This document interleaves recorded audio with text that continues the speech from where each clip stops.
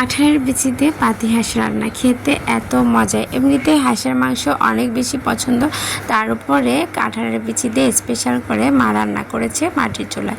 সব মিলে অসাধারণ হয়েছিল রান্নাটা। আর কীভাবে রান্নাটা করলো পুরো ভিডিওটা কন্টিনিউ করবেন, অবশ্যই আপনারা শিখে নেবেন।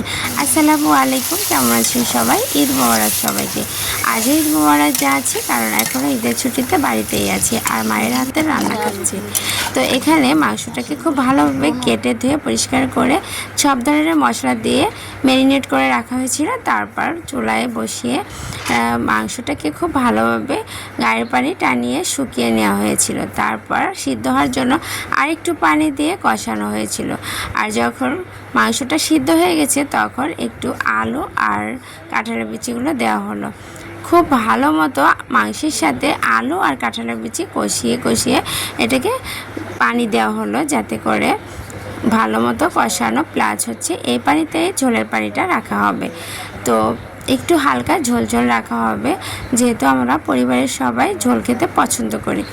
তো এখানে 2 টুকরা মাংস তুলে দেখতেছিলাম যে মাংসটা সিদ্ধ হয়েছে কিনা।